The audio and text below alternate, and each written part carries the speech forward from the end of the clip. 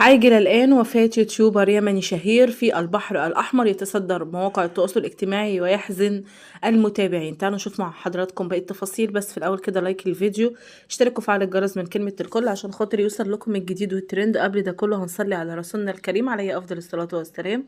توفي شخصان، أحدهما صانع محتوى يوتيوبر غرقا في البحر الأحمر أثناء نزهة على أحد شواطئ مدينة الحديدة غربي اليمن. وقالت مصادر إعلامية أن يوتيوبر نزيه سوار وصديقه عاطف القرصبي توفي صباح اليوم الخميس غرقا في البحر أثناء نزهة على أحد شواطئ مدينة الحديدة. وأوضحت المصادر أن الحادثة وقعت حينما باغتتهما الأمواج وسحبتهما إلى الداخل، ولم تفلح محاولات الإنقاذ في إنقاذ حياتهما. وأظهر مقطع فيديو متداول على مواقع التواصل الاجتماعي رصده المشهد اليمني لحظة انتشال جثة سوار بعد وفاته. وأشارت المصادر إلى غياب تام لفرق الإنقاذ على شواطئ الحديدة، وهو ما تسبب في غرق كثير من المتنزهين خلال الأشهر والسنوات الماضية.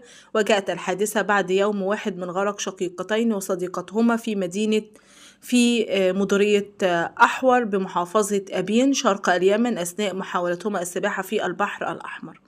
وإنا لله وإنا إليه راجعون. ربنا يا رب يرحمه ويغفر له ويسكنه فسيح جناته ويصبر أهله ويصبر كل محبيه ومتابعيه على السوشيال ميديا.